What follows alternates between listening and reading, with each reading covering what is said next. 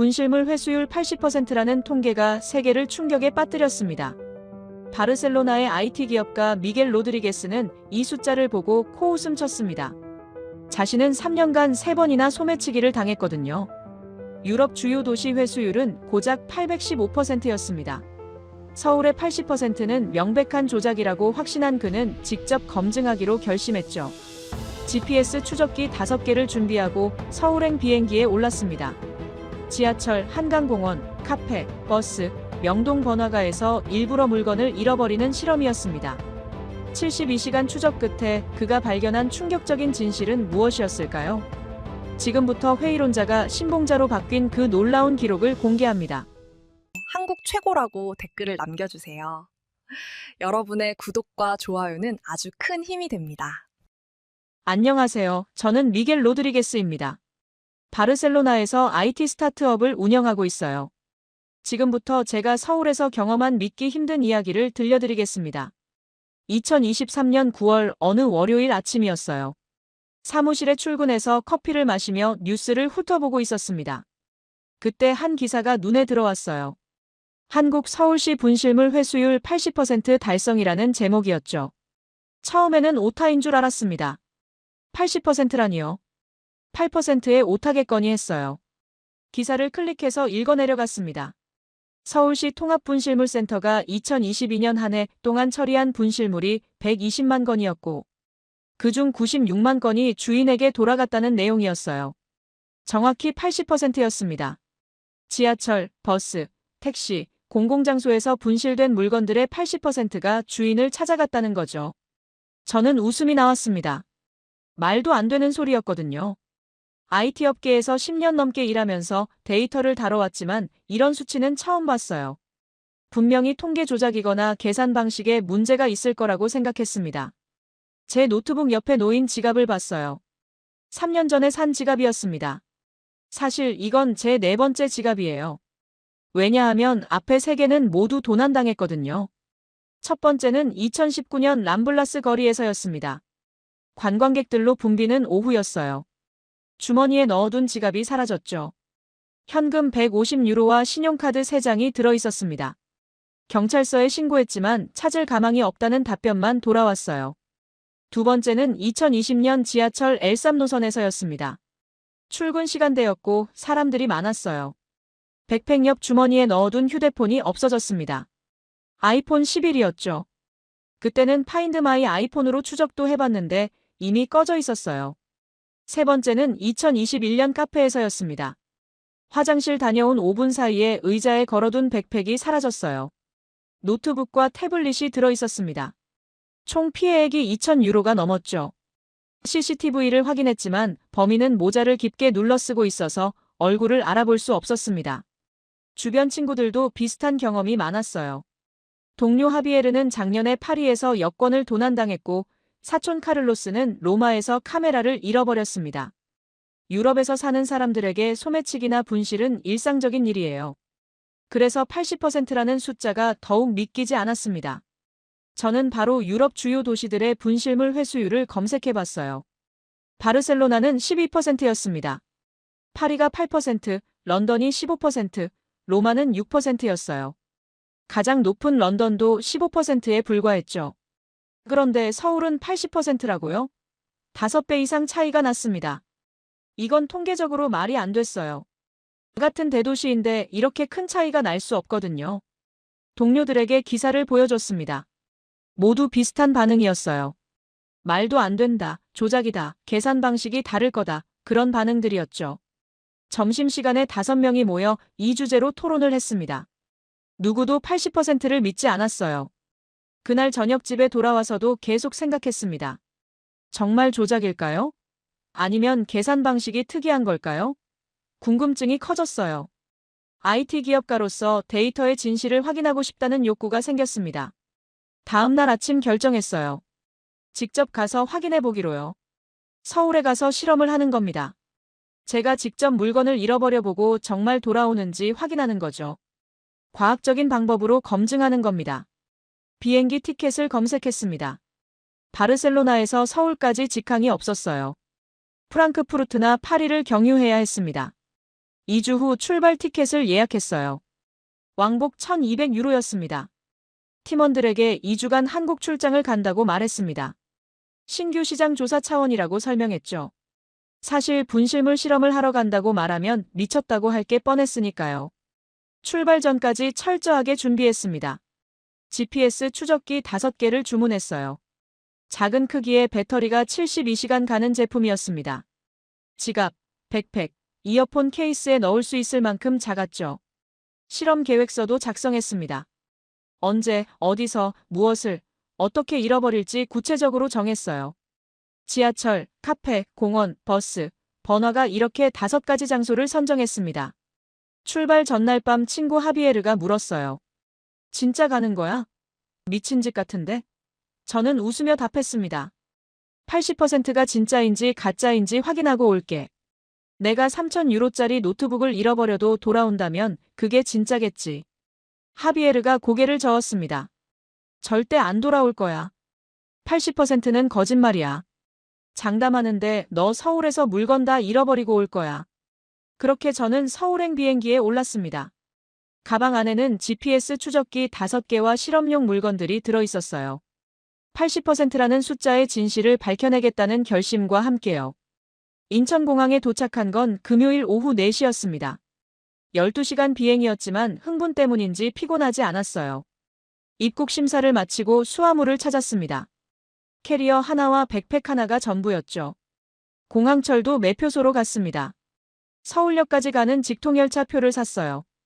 9,000원이었습니다. 유로로 환산하니 약 6유로 정도였죠. 바르셀로나 공항철도보다 저렴했습니다. 열차 안에서 가방을 열어 실험 도구들을 확인했습니다.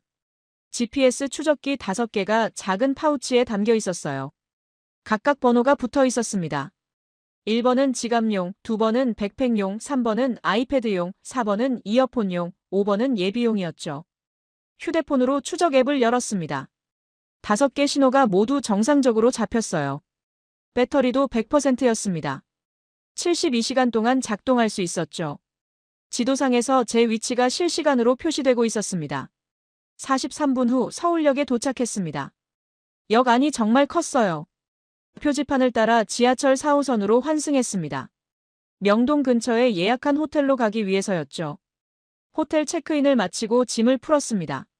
그리고 노트북을 열어 서울 지하철 노선도를 다시 확인했어요. 출발 전에 이미 조사는 끝냈지만 현장에서 한 번 더 점검하는 게 중요했습니다. 2호선이 가장 혼잡한 노선이라는 정보를 확인했습니다. 서울의 주요 환승역들을 거치고 하루 승객 수가 200만 명이 넘었어요. 바르셀로나 전체 지하철 승객 수와 비슷한 수준이었죠. 홍대 입구역에서 합정역 구간을 선택했습니다. 한 정거장 거리였고 퇴근 시간대에 가장 붐빈다는 정보가 있었어요. 실험 조건으로 완벽했습니다. 사람이 많을수록 분실물이 발견될 가능성도 높으니까요. 지갑을 꺼냈습니다.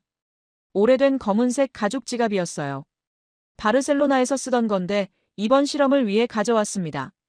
안에 현금 10만 원을 넣었어요. 약 70유로 정도였죠. 신용카드 한 장과 명함도 넣었습니다. GPS 추적기 1번을 지갑 안쪽 주머니에 조심스럽게 넣었습니다. 두께가 3mm밖에 안 돼서 겉으로는 전혀 티가 나지 않았어요. 지갑을 닫고 무게를 확인해봤는데 평소와 똑같았습니다. 휴대폰으로 추적 앱을 다시 열었습니다. 지갑의 위치가 정확하게 표시됐어요. 호텔 방 안책상 위치까지 정확했습니다. 신호 강도도 완벽했죠. 시계를 봤습니다. 오후 5시 30분이었어요. 퇴근 시간이 시작되는 시각이었습니다. 지금 출발하면 6시쯤 홍대 입구역에 도착할 수 있었죠. 완벽한 타이밍이었습니다. 옷을 갈아입고 호텔을 나섰습니다. 명동역에서 4호선을 타고 동대문역 사문화공원역에서 2호선으로 환승했어요. 익선동 방향 열차에 올랐습니다. 지하철 안이 정말 붐볐습니다. 좌석이 모두 차 있었고 서 있는 사람들도 많았어요. 바르셀로나 출근 시간대랑 비슷한 수준이었죠. 창밖으로 역 이름들이 지나갔습니다. 을지로 3가, 을지로 4가, 동대문역 사문화공원. 홍대 입구역 한 정거장 전인 신촌역에서 내렸습니다. 다시 반대 방향 열차를 기다렸어요. 이번에는 시청 방향이었습니다. 5분 후 열차가 도착했고 올라탔습니다. 객차 안을 둘러봤습니다. 7인용 좌석 두 줄이 마주보고 있었어요. 한쪽 끝자리가 비어 있었습니다. 그 자리로 걸어가 앉았어요. 심장이 빨리 뛰기 시작했습니다. 이제 실험을 시작할 시간이었거든요. 가방에서 지갑을 꺼냈습니다. 무릎 위에 올려놓고 휴대폰을 보는 척했어요. 홍대 입구역 안내방송이 나왔습니다. 한국어 다음에 영어, 중국어, 일본어로도 나왔어요. 열차가 속도를 줄이기 시작했습니다. 지갑을 옆자리에 살짝 밀어놓았습니다. 좌석 구석에 자연스럽게 기대어 있게 했어요. 마치 실수로 떨어뜨린 것처럼 보이게 하려고 애썼습니다. 열차가 멈췄습니다. 문이 열렸어요. 저는 일어나서 휴대폰만 들고 내렸습니다. 뒤를 돌아보지 않았어요. 그냥 다른 승객들처럼 자연스럽게 걸었습니다.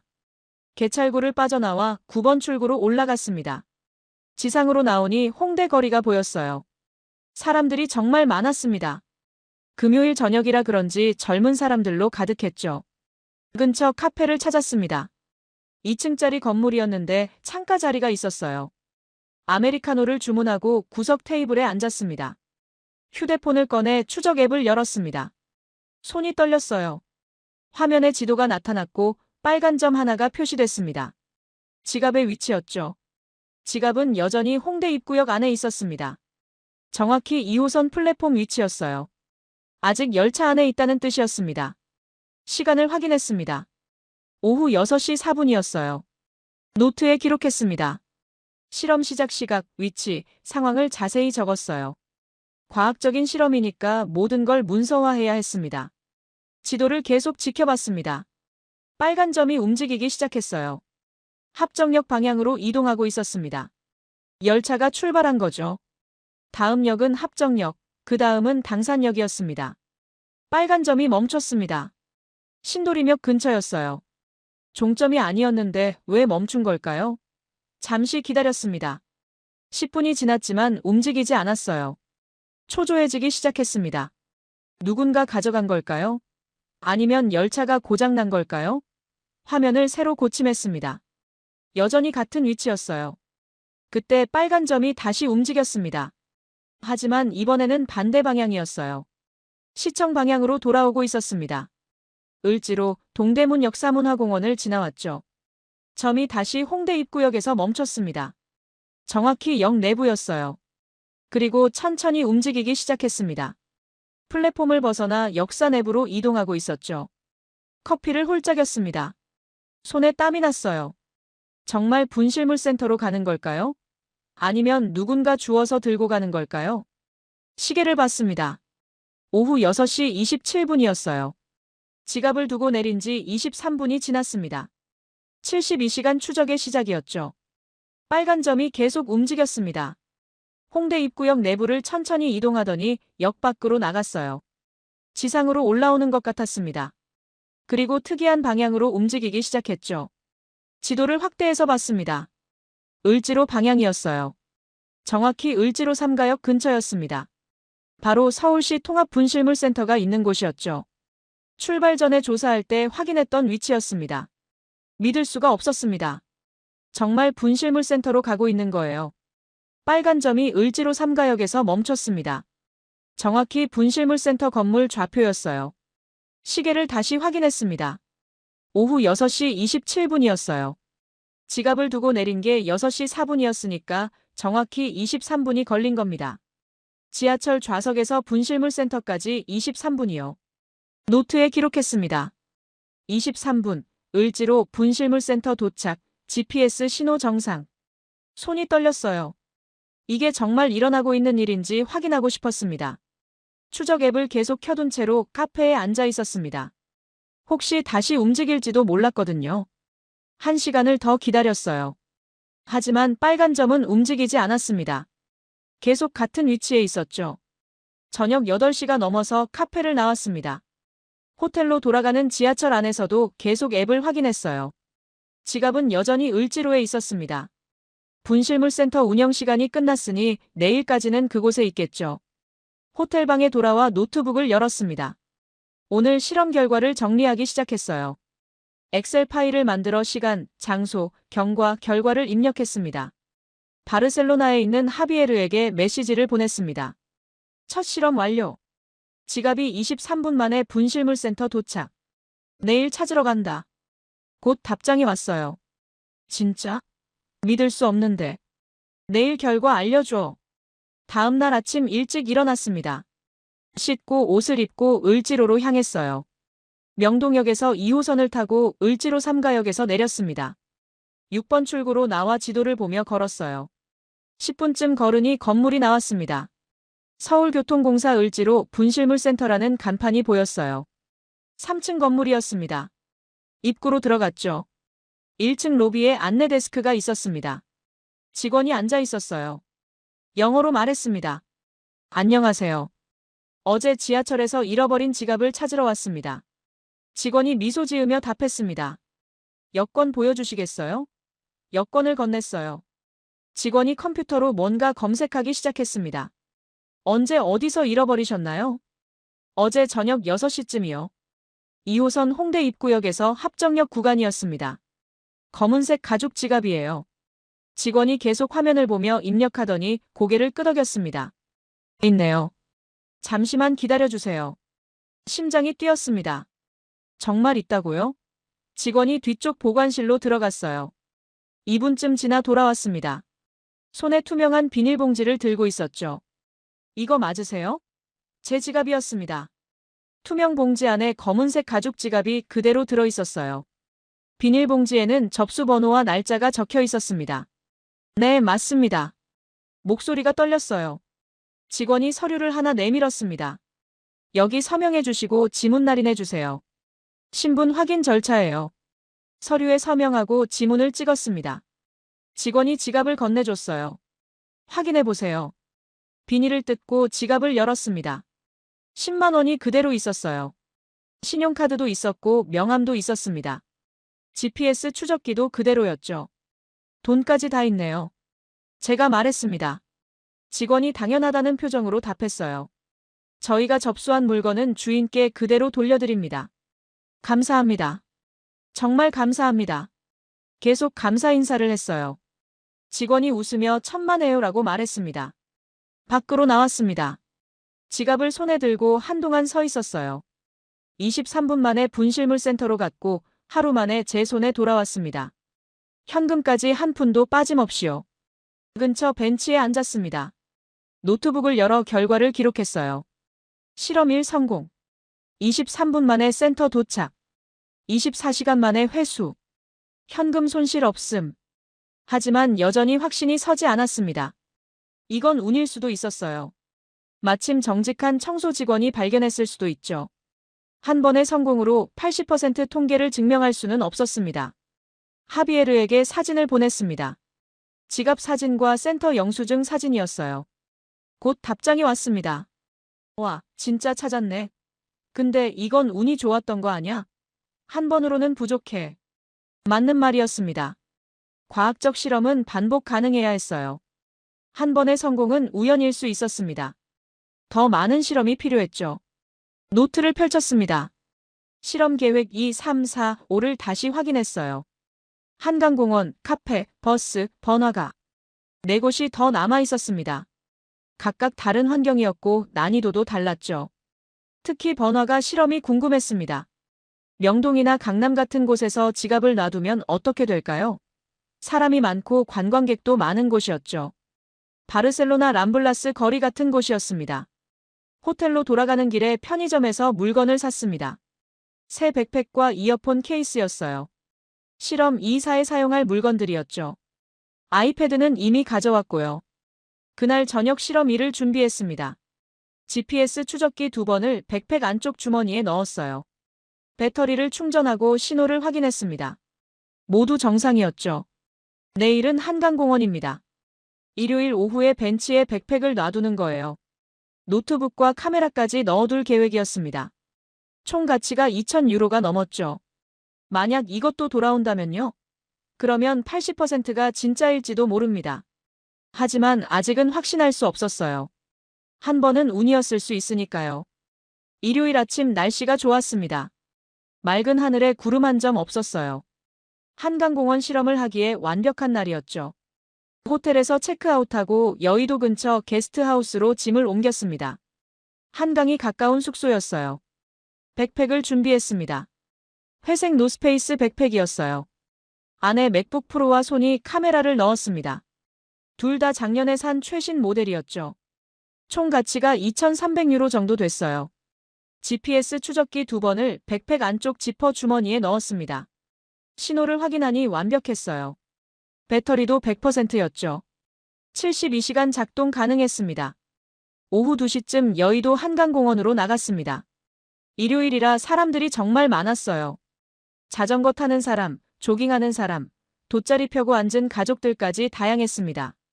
공원을 걸으며 적당한 장소를 찾았습니다. 사람들이 많이 지나다니는 곳이어야 했어요. 하지만 너무 눈에 띄는 곳은 곤란했죠. 자연스럽게 입고 간 것처럼 보여야 했습니다. 나무 그늘 아래 벤치를 발견했습니다. 강변 산책로 옆이었어요. 사람들이 계속 지나다녔지만 벤치에는 아무도 없었습니다. 완벽한 장소였죠. 벤치에 앉아 10분 정도 휴대폰을 봤습니다. 주변 사람들이 저를 의식하지 않을 때까지 기다렸어요. 그리고 백팩을 벤치 구석에 놓고 일어났습니다. 근처 편의점으로 걸어갔습니다. 음료수를 사서 밖으로 나왔어요. 벤치에서 50m 정도 떨어진 곳에 앉았습니다. 백팩이 보이는 위치였죠. 휴대폰으로 추적 앱을 열었습니다. 빨간 점이 벤치 위치에 정확히 표시됐어요. 시간을 확인했습니다. 오후 2시 37분이었습니다. 30분을 기다렸습니다. 사람들이 계속 벤치 앞을 지나갔어요. 누군가 벤치에 앉았다가 일어나기도 했습니다. 하지만 백팩을 건드리는 사람은 없었죠.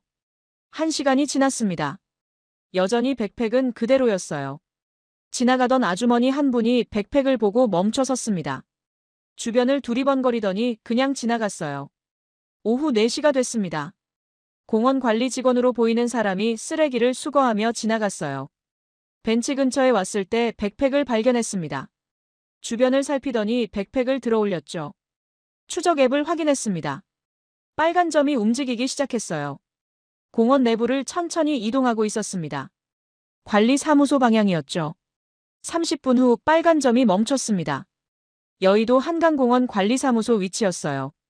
출발 전에 조사했던 곳이었습니다. 시간을 기록했습니다. 백팩을 놓은 지 1시간 23분 만이었어요. 노트에 적었습니다. 실험 2 한강공원 1시간 23분 관리사무소 도착.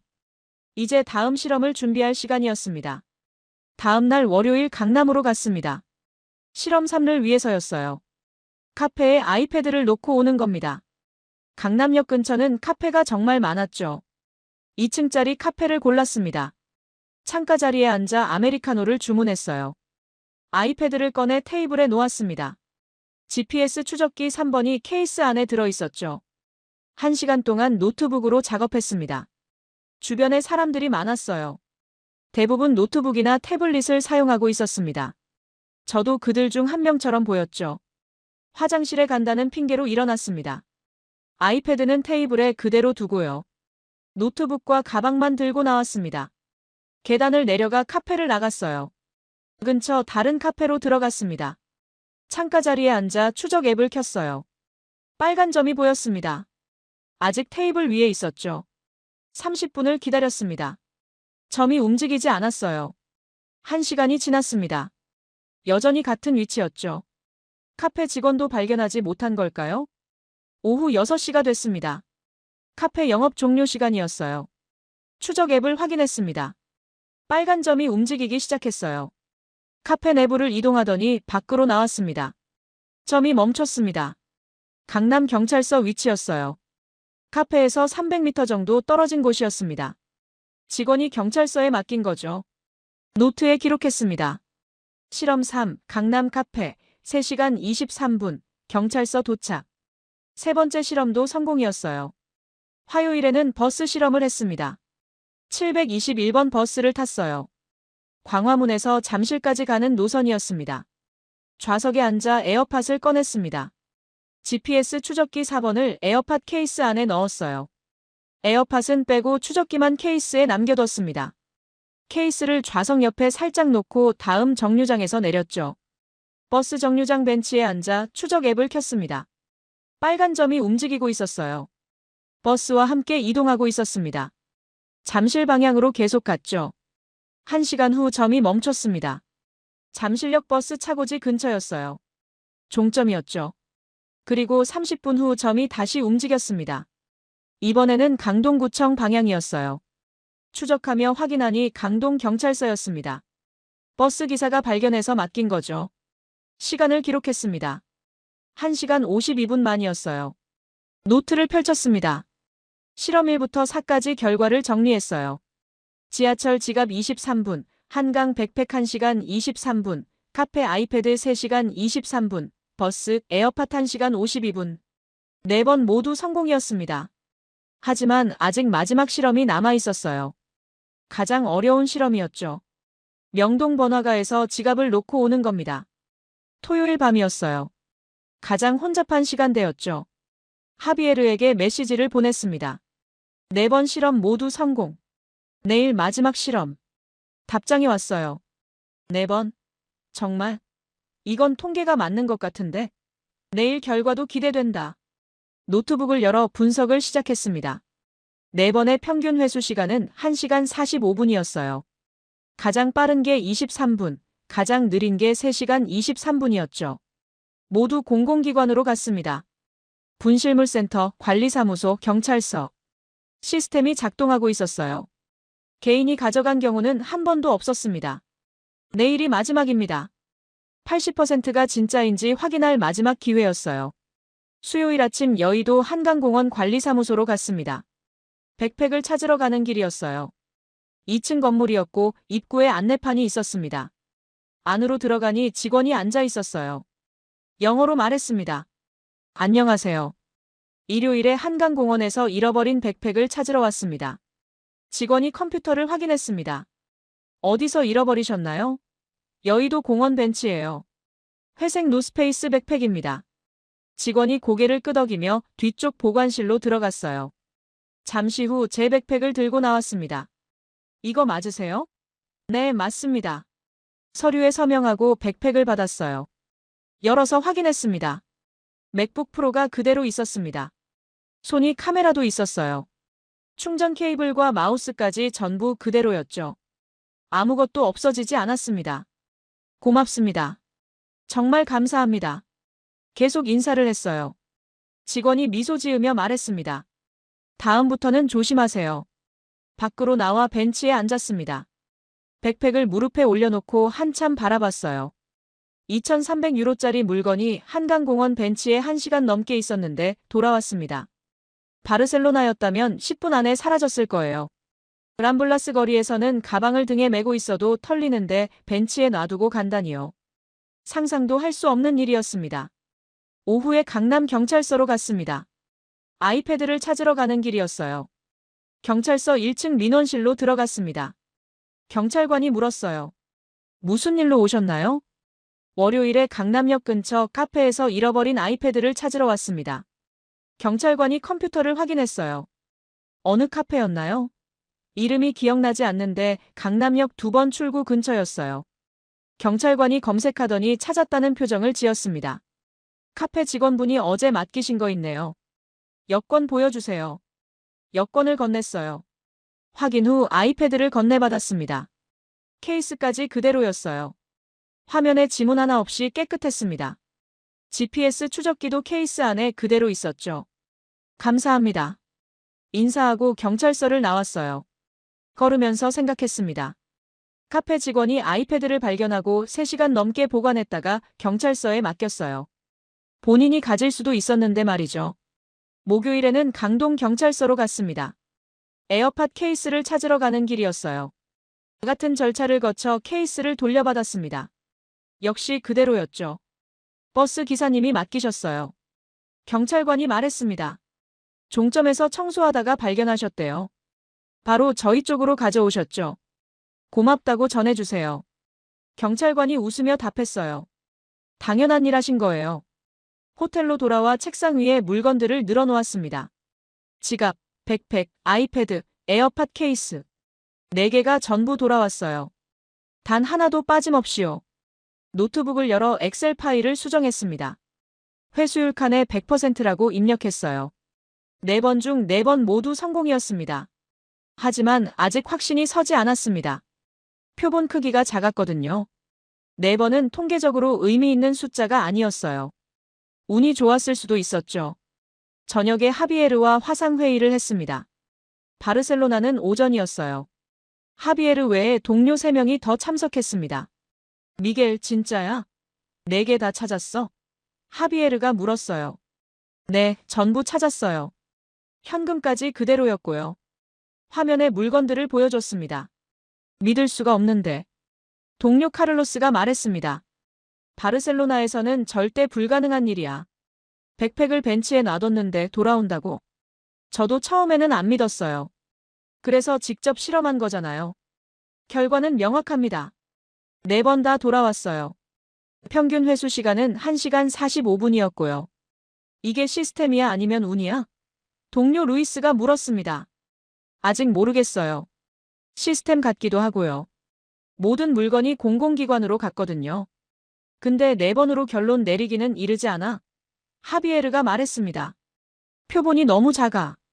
한 50번은 해봐야 통계적으로 의미 있지. 맞는 말이었습니다. 과학적으로는 더 많은 실험이 필요했어요. 하지만 저는 이미 2,300유로짜리 백팩과 아이패드를 위험에 빠뜨렸습니다. 더 잃어버릴 수는 없었죠. 내일 마지막 실험할 거야. 명동 번화가에서. 가장 어려운 테스트지. 거기서도 돌아오면 80%가 진짜일 거야. 행운을 빌어. 카를로스가 말했습니다. 근데 솔직히 명동에서는 안 돌아올 것 같은데. 거기 관광객 엄청 많잖아. 화상회의를 끝내고 창밖을 봤습니다. 서울 야경이 펼쳐져 있었어요. 빌딩 불빛들이 반짝이고 있었습니다. 휴대폰으로 유럽 뉴스를 검색했습니다. 파리에서 또 소매치기 사건이 있었어요. 에펠탑 근처에서 관광객 15명이 피해를 봤다는 기사였습니다. 런던에서는 지하철 분실물 처리 시스템이 문제가 되고 있었어요. 직원 부족으로 분실물 회수율이 더 떨어졌다는 내용이었죠. 작년 15%에서 올해 11%로 하락했답니다. 서울과는 완전히 달랐습니다. 여기서는 지하철 청소 직원이 물건을 발견하면 즉시 신고했어요. 카페 직원은 3시간 넘게 보관했다가 경찰서에 맡겼고요. 버스 기사는 종점에서 발견하자마자 경찰서로 가져갔죠. 개인이 아니라 시스템이었습니다. 분실물을 발견하면 공공기관에 맡기는 게 당연한 문화였어요. 법적 의무도 있었지만 그보다는 사회적 규범 같았습니다. 노트에 적었습니다. 가설 한국의 높은 회수율은 인프라와 시민의식의 결합. 검증 필요 더 많은 사례와 인터뷰. 내일 명동 실험이 끝나면 분실물 센터 직원들을 인터뷰해야겠다고 생각했습니다. 시스템이 어떻게 작동하는지 자세히 알아야 했어요. 침대에 누워서도 계속 생각했습니다. 만약 내일도 성공한다면요? 5번 중 5번 모두 성공한다면요? 그러면 80%가 아니라 100%가 되는 건데요. 하지만 그건 불가능했습니다. 통계적으로 말이 안 됐어요. 세상 어디에도 100% 회수율은 없었습니다. 분명히 어딘가에서 실패 사례가 있을 거예요. 내일 명동에서 그 실패 사례를 만날지도 모릅니다. 토요일 밤 11시 번화가에서요. 가장 혼잡하고 가장 위험한 조건에서요. 금요일 아침 다시 을지로 분실물 센터로 갔습니다. 이번에는 물건을 찾으러 간 게 아니었어요. 인터뷰를 하러 간 겁니다. 시스템이 어떻게 작동하는지 알고 싶었거든요. 1층 안내 데스크에서 담당자와 만날 수 있는지 물었습니다. 직원이 2층으로 안내해줬어요. 작은 사무실이었고 김 과장님이라는 분이 맞아주셨습니다. 무엇을 도와드릴까요? 김 과장님이 물었어요. 영어가 유창했습니다. 저는 스페인에서 온 연구자입니다. 서울의 분실물 시스템을 조사하고 있어요. 몇 가지 질문해도 될까요? 물론이죠. 앉으세요. 차 한 잔 드시겠어요? 커피를 받아들고 질문을 시작했습니다. 노트와 펜을 꺼냈어요. 연간 처리하는 분실물이 얼마나 되나요? 작년 기준으로 약 120만 건입니다. 김 과장님이 컴퓨터 화면을 보며 답했어요. 지하철이 가장 많고 버스, 택시 순이죠. 회수율은 어떻게 되나요? 78.3%였습니다. 약 94만 건이 주인에게 돌아갔어요. 나머지는 주인을 찾지 못한 경우죠. 78.3%라는 숫자가 정확하다는 걸 확인했습니다. 제가 읽은 기사가 맞았어요. 어떻게 이렇게 높은 회수율이 가능한가요? 김 과장님이 설명하기 시작했습니다. 먼저 신고 시스템이 철저해요. 지하철 청소 직원들은 물건을 발견하면 즉시 영무실에 신고합니다. 영무실에서는 사진을 찍어 데이터베이스에 등록하죠. 그 데이터베이스를 보여줄 수 있나요? 김 과장님이 화면을 돌렸습니다. 실시간으로 업데이트되는 목록이 보였어요.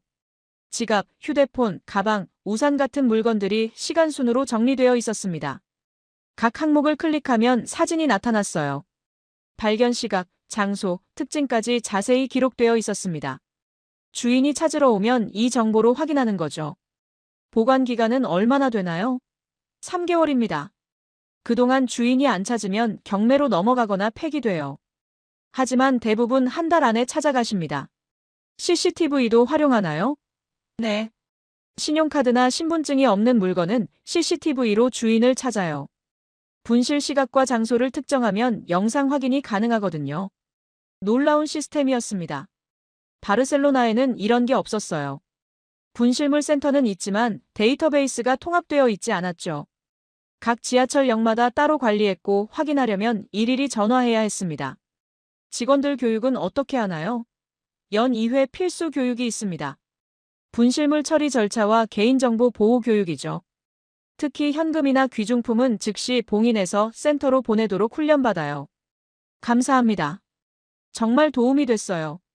김 과장님과 악수하고 센터를 나왔습니다. 노트에 빼곡하게 메모가 적혀 있었어요. 오후에는 홍대 입구역으로 갔습니다. 지하철 청소 담당자를 인터뷰하고 싶었거든요. 영무실에 가서 사정을 설명했습니다. 직원이 청소 담당 이 씨를 불러줬어요. 안녕하세요. 몇 가지 여쭤봐도 될까요? 이 씨가 고개를 끄덕였습니다. 저는 통역 앱을 켜서 대화를 시작했어요. 분실물을 자주 발견하시나요? 네. 거의 매일이에요. 지갑, 휴대폰, 우산이 제일 많아요. 이 씨가 답했습니다. 발견하면 어떻게 하시나요? 즉시 영무실에 갖다 드려요. 사진 찍고 기록하고 센터로 보내죠. 당연한 일이에요. 당연하다는 말이 인상적이었습니다. 바르셀로나에서는 당연하지 않았거든요. 청소 직원이 물건을 발견하면 본인이 가지는 경우도 많았어요. 가져가고 싶은 생각은 안 드세요? 물어봤습니다. 이 씨가 고개를 저었어요. 남의 물건인데요. 주인이 찾아가야죠. 가져가면 범죄예요. 그 말에 깊은 인상을 받았습니다. 법적 의무보다는 도덕적 확신이었어요. 남의 물건은 돌려줘야 한다는 기본적인 믿음이었죠. 혹시 주변에서 물건 가져간 사람 본 적 있나요? 없어요. 다들 신고해요. 안 그러면 CCTV에 찍히고 문제되거든요. CCTV가 억제 효과도 있다는 걸 확인했습니다. 서울 지하철에는 모든 구간에 CCTV가 설치되어 있었어요. 사각지대가 거의 없었죠. 감사합니다. 많은 도움이 됐어요. 이 씨와 악수하고 역을 나왔습니다. 노트에 추가로 적었어요. 청소 직원의 인식 신고가 당연한 의무. 저녁에는 홍대 근처 편의점으로 갔습니다. GS25였어요. 사장님으로 보이는 분이 계산대에 앉아 있었습니다. 실례합니다. 질문 좀 해도 될까요? 사장님이 고개를 들었어요. 저는 다시 통역 앱을 켰습니다. 손님들이 물건을 두고 가는 경우가 많나요? 네. 일주일에 서너 번은 있어요. 휴대폰, 지갑, 우산 같은 거요. 그러면 어떻게 하시나요? 보관해뒀다가 손님이 찾으러 오면 돌려드려요. 며칠 지나도 안 오면 경찰서에 맡기고요. 그냥 가질 수도 있잖아요. 왜 보관하세요? 사장님이 의아하다는 표정을 지었습니다. 손님 물건인데요. 당연히 돌려드려야죠. 또 당연하다는 말이었습니다. 여기서는 분실물을 돌려주는 게 특별한 일이 아니었어요. 기본적인 행동이었죠. 지난달에는 노트북을 맡았어요. 손님이 테이블에 두고 가셨거든요. 사장님이 말을 이었습니다. 이틀 후에 찾으러 오셨는데 정말 고마워하시더라고요. 물건 잃어버리고 돌려받은 경험 있으세요? 제가 물었어요. 사장님이 웃으며 고개를 끄덕였습니다. 작년에 지하철에서 가방을 잃어버렸어요. 휴대폰이랑 지갑이 들어있었는데 다음날 센터에서 찾았죠. 손해본 게 하나도 없었어요. 그래서 저도 손님 물건을 잘 보관해요. 제가 돌려받았으니까 저도 돌려드리는 거죠. 선순환이었습니다. 본인이 물건을 돌려받은 경험이 있으니 다른 사람 물건도 잘 보관하는 거예요. 신뢰를 기반으로 한 문화였죠. 호텔로 돌아와 노트북을 열었습니다. 오늘 인터뷰 내용을 정리하기 시작했어요. 엑셀 파일에 새 시트를 만들어 시스템 분석이라고 제목을 붙였습니다. 첫 번째 요소는 인프라였습니다. 통합 데이터베이스, CCTV 네트워크, 실시간 신고 시스템이 있었어요. 기술적 기반이 탄탄했죠. 두 번째는 제도였습니다. 직원 교육, 법적 의무, 보관 절차가 명확했어요. 누가 어떻게 해야 하는지 규정이 있었습니다. 세 번째는 문화였습니다. 이게 가장 중요했어요. 사람들이 분실물을 돌려주는 걸 당연하게 여겼습니다. 법 때문이 아니라 도덕적 확신 때문이었죠. 바르셀로나와 비교했습니다. 우리는 인프라도 부족했지만 문화가 달랐어요. 분실물을 발견하면 행운이라고 생각했습니다. 가져가도 된다고 여겼죠. 하지만 서울에서는 달랐습니다. 분실물을 발견하면 책임이라고 생각했어요. 주인에게 돌려줘야 한다고 믿었죠. 내일 마지막 실험입니다.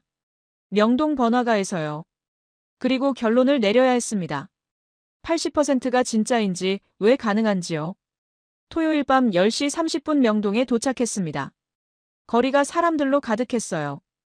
관광객들이 쇼핑하고 길거리 음식을 먹고 있었습니다. 금요일보다 더 붐볐죠. 노점상들이 줄지어 있었습니다. 떡볶이, 핫도그, 과일 주스를 파는 가게들이었어요. 한 노점 앞에 작은 테이블이 있었습니다. 손님들이 서서 먹을 수 있게 만든 테이블이었죠. 새 지갑을 꺼냈습니다. 실험용으로 산 갈색 지갑이었어요. 안에 5만 원과 명함을 넣었습니다. GPS 추적기 5번도 넣었죠. 노점에서 떡볶이를 샀습니다. 테이블에 서서 먹으며 주변을 살폈어요. 사람들이 계속 지나갔습니다. 외국인 관광객도 많았죠. 떡볶이를 다 먹고 지갑을 테이블 구석에 놨습니다. 휴지로 살짝 가렸어요. 그리고 자연스럽게 자리를 떠났습니다. 시간은 밤 11시 2분이었어요. 50m 떨어진 카페로 들어갔습니다. 창가 자리에 앉아 추적 앱을 켰어요. 빨간 점이 테이블 위치에 있었습니다. 커피를 주문하고 기다렸죠. 30분이 지났습니다. 점이 움직이지 않았어요. 1시간이 지났습니다. 여전히 같은 위치였죠. 이번엔 안 돌아오는 건가 싶었습니다. 그때 점이 움직이기 시작했습니다. 천천히 이동하더니 멈췄어요. 명동 파출소 위치였습니다. 노점에서 100m 정도 떨어진 곳이었죠. 다음 날 아침 명동 파출소로 갔습니다. 경찰관에게 사정을 설명했어요. 어제 밤에 명동에서 잃어버린 지갑을 찾으러 왔습니다. 경찰관이 확인하더니 지갑을 가져왔습니다. 어젯밤 12시쯤 노점 사장님이 가져오셨어요.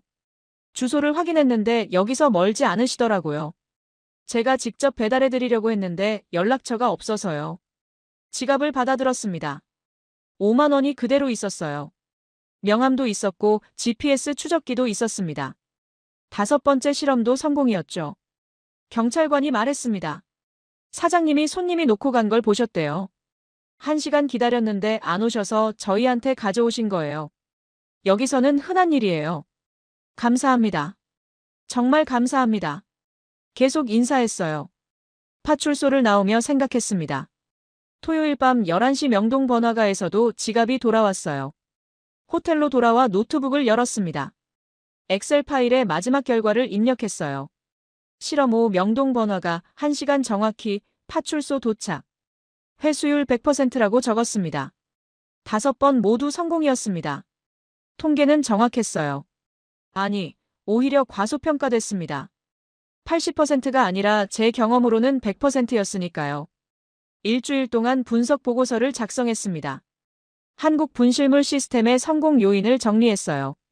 첫째, 통합 데이터베이스와 실시간 신고 시스템. 둘째, CCTV 인프라와 명확한 처리 절차. 셋째, 분실물을 돌려주는 게 당연하다는 시민의식. 넷째, 신뢰 문화와 선순환 구조였습니다. 바르셀로나로 돌아가기 전날 하비에르에게 전화했습니다. 5번 다 성공했어. 80%가 맞아. 아니, 내 경험으로는 100%야. 믿을 수가 없는데. 하비에르가 답했어요. 정말이야. 보고서 다 작성했어. 바르셀로나 시정부에 제안할 거야. 한국 시스템 벤치마킹 하자고. 바르셀로나에 돌아와 시정부에 보고서를 제출했습니다. 3개월 후 답변이 왔어요. 한국 시스템 도입을 검토하겠다고 했습니다. 담당자가 서울 방문을 원한다고도 했죠. 그해 12월 다시 서울에 왔습니다. 이번에는 바르셀로나 시청 담당자 3명과 함께였어요. 분실물 센터를 방문하고 시스템을 배웠습니다. 을지로 센터 앞에 섰습니다. 석 달 전 지갑을 찾으러 왔던 곳이었죠. 이번에는 관찰자가 아니라 배우는 사람으로 왔습니다. 김 과장님이 다시 맞아줬어요. 또 오셨네요. 이번에는 동료분들과 함께시군요. 네. 바르셀로나에도 이런 시스템을 만들고 싶어요. 좋은 생각이에요. 저희가 도와드리겠습니다. 김 과장님이 웃으며 말했습니다. 처음에 조사하러 오셨을 때는 의심하는 눈빛이었는데 이제는 배우러 오셨네요. 처음에는 80%가 거짓말인 줄 알았어요. 하지만 제가 틀렸죠. 통계는 정확했고 시스템은 실제로 작동했습니다. 이제 바르셀로나에도 이걸 만들고 싶어요. 3년이 지난 지금 바르셀로나 분실물 회수율은 35%까지 올랐습니다. 여전히 서울의 절반도 안 되지만 예전 12%보다는 훨씬 나아졌어요. 시스템을 배우는 데는 시간이 걸리지만 문화를 바꾸는 데는 더 오래 걸립니다. 하지만 시작은 했습니다. 그리고 그 시작은 서울에서 제가 잃어버린 5개의 물건에서 비롯됐죠. 믿을 수 없었던 80%는 진실이었고 저는 그 진실을 세계에 알리고 있습니다.